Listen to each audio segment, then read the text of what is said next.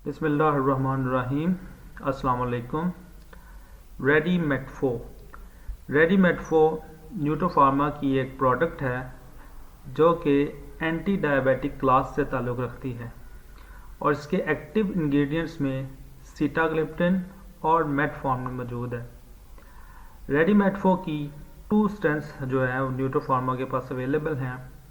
पहली जो है वो 50/500 mg की स्ट्रेंथ में और दूसरी जो है वो 50/1000 mg की स्ट्रेंथ में मौजूद है। रेडीमेडफो में टू एक्टिव इंग्रेडिएंट सीटाग्लिप्टिन और मेटफॉर्मिन मौजूद है।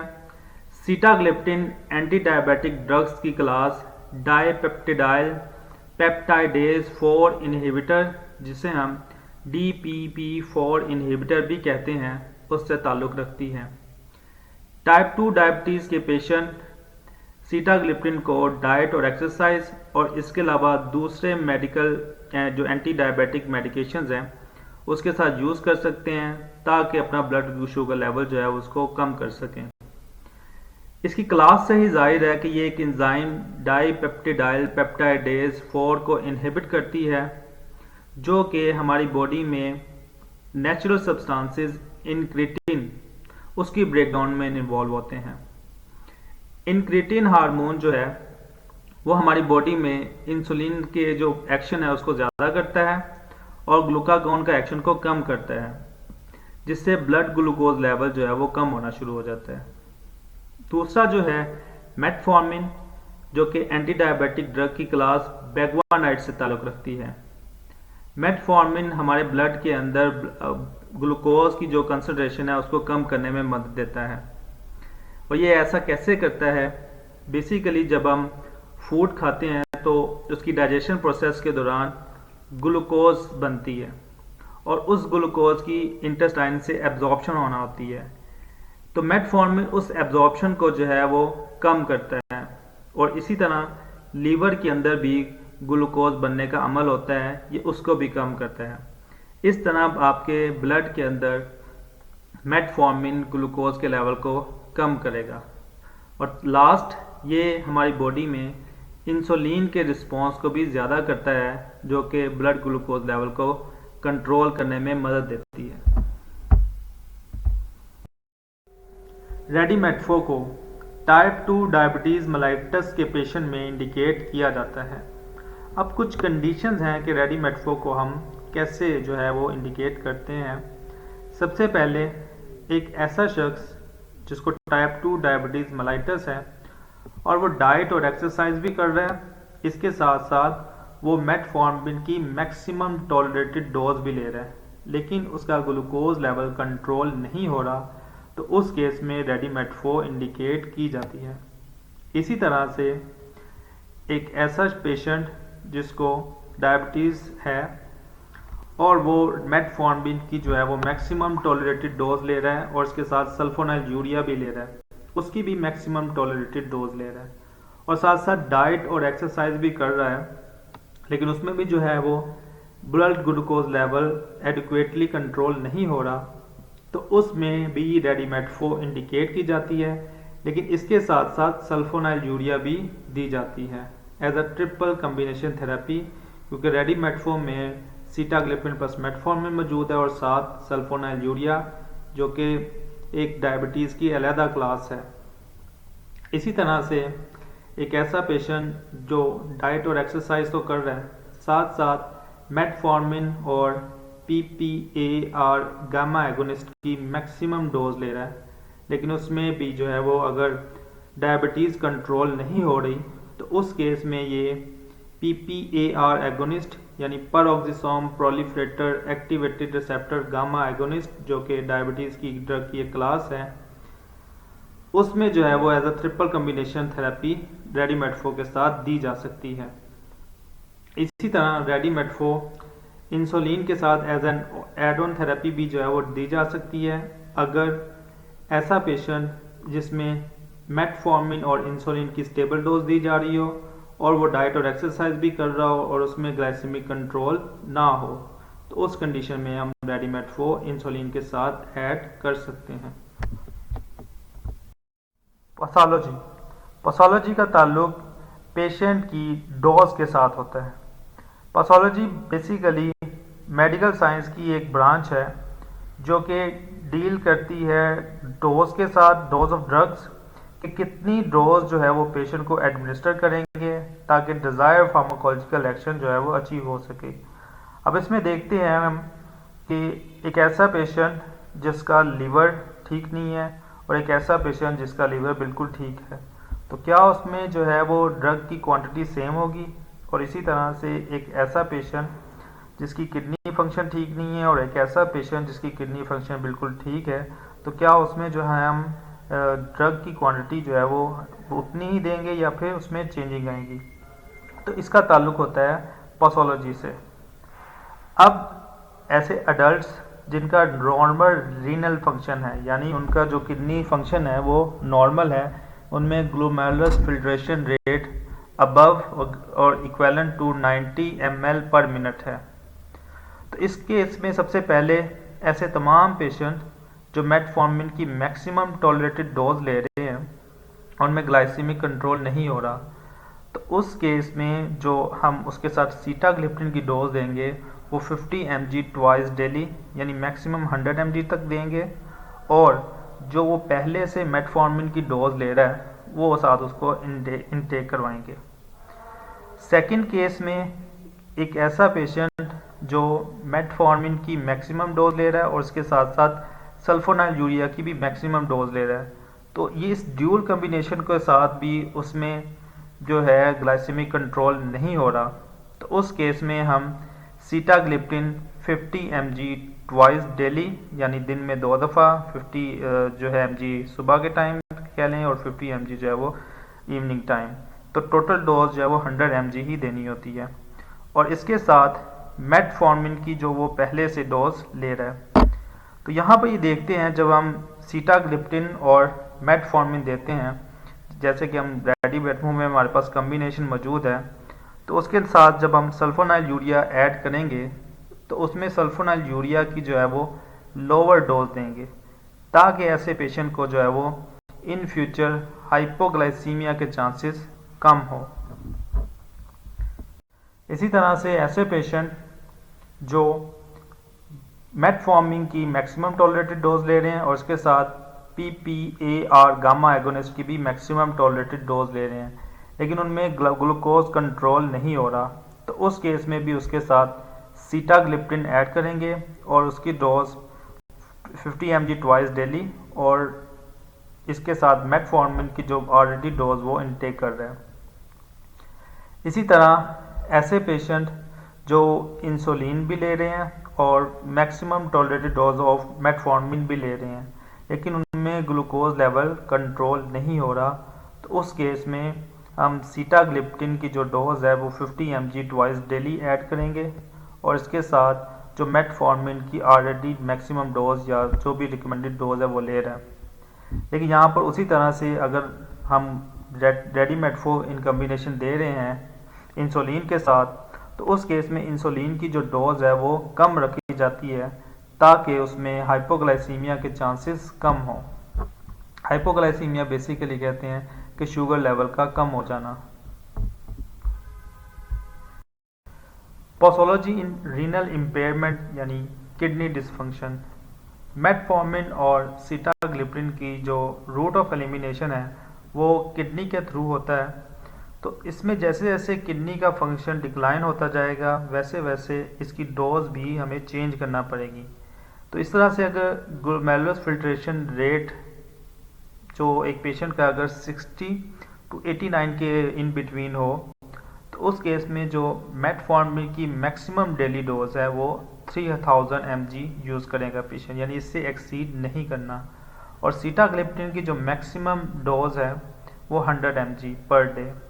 इसी तरह एक ऐसा पेशेंट जिसका ग्लोमेरुलस फिल्ट्रेशन रेट 45 से 59 के दरमियान है, तो उसमें मेटफॉर्मिन की मैक्सिमम डोज 2000 mg और सीटाग्लिप्टिन की जो है वो डेली डोज 100 mg होगी।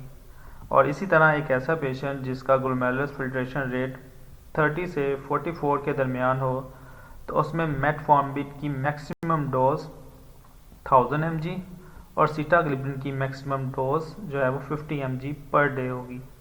और इसी तरह एक ऐसा पेशेंट जिसमें सीवियर किडनी इम्पेयरमेंट हो यानी glomerular filtration rate less than 30 हो तो उसमें मेटफॉर्मिन कॉन्ट्रा इंडिकेटेड होती है, यानी मेटफॉर्मिन नहीं दी जा सकती। और सीटाग्लिप्टिन की जो मैक्सिमम डेली डोज है वो 25 mg होती है।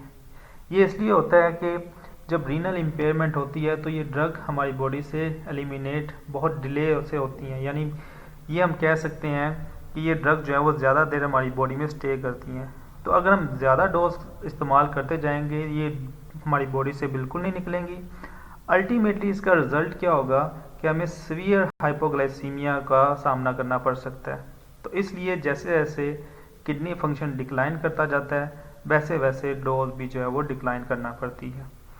रीनल इम्पेयरमेंट इसलिए जो है वो हम पैथोलॉजी में देखते हैं।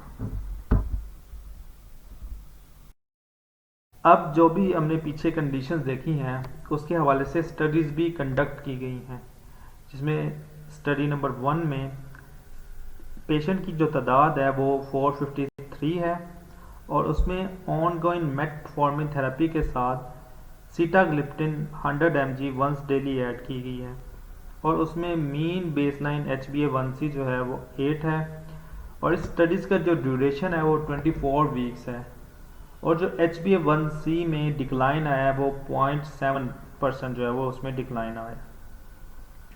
इसी तरह से स्टडी नंबर 2 जिसमें पेशेंट की तादाद 1155 है और उसमें ग्लैमीपिराइड और मेटफॉर्मिन यानी सल्फोनाइल यूरिया और मेटफॉर्मिन थेरेपी के साथ 100 mg सीटाग्लिप्टिन ऐड की गई है और यहाँ पर HbA1c का जो मीन HbA1c लेवल है वो 8.3 है। ड्यूरेशन ऑफ स्टडी 24 वीक्स और जो मीन चेंज आया है वो -0.6। इसी तरह से स्टडी नंबर 3 जिसमें पायोग्लिटाजोन जो कि हम PPAR गैमा एगोनिस्ट पढ़ रहे हैं और मेटफॉर्मिन की जो ऑनगोइंग थेरेपी है उसके साथ सीटाग्लिप्टिन 100 mg ऐड किया है। तो ऐसे तमाम पेशेंट में जो HbA1c का लेवल है वो इन बिटवीन जो है वो 8.8 के दरमियान था या 8.8 एवरेजली हमने लिया है। ड्यूरेशन ऑफ स्टडी वो 26 वीक और ऐसे पेशेंट में जो है HbA1c -1.2 यानी इतना जो है वो डिक्लाइन आया है। इसी तरह से स्टडी नंबर 4 जिसमें हमने मेटफॉर्मिन और इंसुलिन की थेरेपी के साथ सीटाग्लिप्टिन 100 mg ऐड की है और ऐसे पेशेंट में HbA1c लेवल 8.7 है और ड्यूरेशन ऑफ स्टडी 24 वीक्स है और इनमें जो चेंज आया है HbA1c का वो -0.7। फिर स्टडी नंबर 5 में ऐसे तमाम पेशेंट में जो इनिशियल थेरेपी हमने स्टार्ट की है वो सीटाग्लिप्टिन और मेटफॉर्मिन के कम्बिनेशन से की है, जिसमें सीटाग्लिप्टिन की डोज जो है वो 50 mg और मेटफॉर्मिन की जो डोज है वो 500 mg और इसको ट्वाइस डेली बेसिस पर देना शुरू किया, यानी एक जो है वो सुबह कह लें और एक जो है वो शाम के वक्त। और इसमें जो है HbA1c लेवल वो 8.8 है और ड्यूरेशन ऑफ स्टडी वो 26 वीक्स और यहाँ पर जो डिक्लाइन आया है वो -1.4। इस तरह इनिशियल थेरेपी ट्वाइस डेली यहाँ पर हमने सीटाग्लिप्टिन की डोज 50 mg रखी स्टडी नंबर 6 में और मेटफॉर्मिन की जो डोज है वो 1000 mg रखी और मीन HbA1c लेवल ऐसे पेशेंट्स में 8.8 और ड्यूरेशन ऑफ स्टडी 26 वीक्स और यहाँ पर जो HbA1c लेवल में डिक्लाइन आया है वो 1.89%। तो यहाँ पर हम इसका रिजल्ट ये देख रहे हैं कि अगर हम इनिशियली जो है वो एक डबल कम्बिनेशन से स्टार्ट लेते हैं सीटाग्लिप्टिन प्लस मेटफॉर्मिन के तो उसके ज़्यादा अच्छे रिजल्ट आ रहे हैं बानिस्बत कि हम ऑनगोइंग थेरेपी में सीटाग्लिप्टिन जो है वो ऐड करें। Now mechanism of action of sitagliptin. Sitagliptin एक एंजाइम डाइपेप्टिडाइल पेप्टाइडेज 4 का हाईली सिलेक्टिव इनहिबिटर है जो कि टाइप 2 डायबिटीज़ के ट्रीटमेंट के लिए इफेक्टिव है। DPP-4 inhibitors basically incretin enhancer के तौर पर काम करते हैं और जब वो DPP-4 एंजाइम को ब्लॉक करते हैं तो वो बेसिकली इंक्रेटिन हार्मोन्स का लेवल बढ़ाते हैं। इंक्रेटिन हार्मोन्स में ग्लूकागोन लाइक पेप्टाइड 1 जिसे हम GLP-1 और ग्लूकोज डिपेंडेंट इंसुलिनोट्रोपिक पॉलीपेप्टाइड जिसे हम GIP भी कहते हैं, इनका लेवल जो है वो ज़्यादा कर देता है। इंक्रेटिन हार्मोन हमारे एंडोजिनस सिस्टम का एक अहम हिस्सा है जो कि ग्लूकोज की होम्योस्टेसिस में एक अहम फिजियोलॉजिकल रोल प्ले करता है। जब हमारी बॉडी में ग्लूकोज का लेवल या तो नॉर्मल होता है या ज़्यादा होना शुरू हो जाता है, तो उसके रिस्पॉन्स में GLP-1 और GIP जो है वो बॉडी में बनना शुरू हो जाते हैं और फिर वो पैंक्रियाटिक बीटा सेल से इंसुलिन की सिंथेसिस और उसकी रिलीज को ज़्यादा करवाते हैं। इसके अलावा GLP-1 हमारी बॉडी में ग्लूकागोन की सिक्रीशन को भी कम करवाता है जो कि हेपेटिक ग्लूकोज प्रोडक्शन को भी रिड्यूस करने में मदद देता है। और इसी तरह अगर हमारी बॉडी में ब्लड ग्लूकोज लेवल कम होना शुरू हो जाता है तो ये इंक्रेटिन हार्मोन इंसुलिन की सिक्रीशन को रिलीज नहीं करवाते और इसी तरह से ग्लूकोज सिक्रीशन को सप्रेस नहीं करते। सीटाग्लिप्टिन के मैकेनिज्म ऑफ एक्शन का एक डायग्रामिक व्यू है कि जिसमें जब एक पर्सन ओरली फूड इनटेक करता है तो उसमें ग्लूकोज बनती है डाइजेशन के प्रोसेस के दौरान। उस ग्लूकोज के रिस्पॉन्स में स्मॉल इंटेस्टाइन में हार्मोन्स बनते हैं जिसे हम इंक्रेटिन हार्मोन कहते हैं जो कि GLP-1 है। इस हार्मोन को जो है वो डाइपेप्टिडाइल पेप्टाइडेज 4 ब्रेक डाउन कर देते हैं और यहीं पर सीटाग्लिप्टिन जिसे हम DPP-4 इनहिबिटर कहते हैं वो इस एंजाइम यानी डाइपेप्टिडाइल पेप्टाइडेज 4 को इनहिबिट कर देते हैं। अब ये एंजाइम जो है वो अपना एक्शन प्ले नहीं कर पाता जिससे कि इंक्रेटिन ज़्यादा देर बॉडी में स्टे करती है। अब इंक्रेटिन के फंक्शन क्या है? इंक्रेटिन बेसिकली पैंक्रियाज पे एक्ट करती है और पैंक्रियाज में ये बीटा और अल्फा सेल्स पर एक्ट करती है। बीटा सेल पर इसका पॉजिटिव फंक्शन है जो कि ये इंसुलिन की सिंथेसिस और उसकी रिलीज के जिम्मेदार होते हैं जिससे कि ब्लड में इंसुलिन का लेवल बढ़ना शुरू हो जाता है। दूसरी तरफ अल्फा सेल्स पर इंक्रेटिन का नेगेटिव रोल होता है, यानी ये अल्फा सेल जो है वो ग्लूकागोन की प्रोडक्शन में इन्वॉल्व होते हैं और इस तरह से ग्लूकागोन का लेवल कम होना शुरू हो जाता है। तो बेसिकली बॉडी में इंसुलिन का लेवल ज़्यादा कर देते हैं और ग्लूकागोन का लेवल कम कर देते हैं जिससे प्लाज्मा ग्लूकोज लेवल जो है वो कम होना शुरू हो जाता है क्योंकि इंसुलिन जो है वो ग्लूकोज का लेवल कम करती है और ग्लूकागोन जो है वो ग्लूकोज का लेवल ज़्यादा करती है। अब हमारी बॉडी के अंदर इंसुलिन का लेवल तो ज़्यादा हो गया लेकिन ग्लूकागोन का लेवल कम हो गया जिसकी वजह से ultimately blood plasma glucose level भी जो है वो कम हो जाता है। रेडिमेटफो का दूसरा पार्ट मेटफॉर्मिन, उसका mechanism of action. Metformin anti diabetic drugs की क्लास बेगवानाइड से ताल्लुक़ रखता है जो कि एंटी हाइपरग्लाइसीमिक इफेक्ट्स प्रोवाइड करता है और ये बेजल्स और post prandial blood glucose level दोनों को कम करता है। चूँकि मेटफॉर्मिन जो है वो इंसुलिन सिक्रीशन को स्टिमुलेट नहीं करता इसलिए ये जो है वो हाइपोग्लाइसीमिया प्रोड्यूस नहीं करता। मेटफॉर्मिन बेसिकली 3 तरह से एक्ट करता है। पहला ये है कि ये हमारी बॉडी में लीवर में एक प्रोसेस ग्लूकोनियोजेनेसिस उसको इनहिबिट करता है। ग्लूकोनियोजेनेसिस एक ऐसा प्रोसेस होता है जिसमें नॉन कार्बोहाइड्रेट मॉलिक्यूल से ग्लूकोज बनती है, ठीक है। और इसी तरह से ग्लाइकोजिनोलाइसिस जिसमें ग्लाइकोजन ब्रेकडाउन होती है और उससे जो है ग्लूकोज बनती है। ये इस प्रोसेस को भी जो है वो कम करता है या रिड्यूस करता है। इसी तरह मसल्स में ये इंसुलिन की सेंसिटिविटी को ज़्यादा करता है ताकि पेरिफेरल ग्लूकोज अपटेक और उसकी जो यूटिलाइजेशन है वो ज़्यादा हो सके।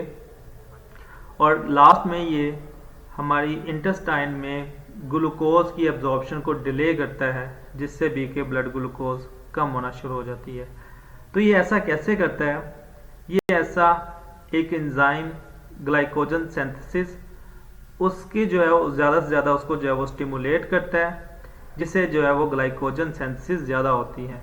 और इसी तरह से ये मसल्स में एक रिसेप्टर्स यानी ग्लूकोज के जो ट्रांसपोर्टर्स होते हैं उसकी तादाद को भी जो है बढ़ाता है, यानी GLUT1 और GLUT4।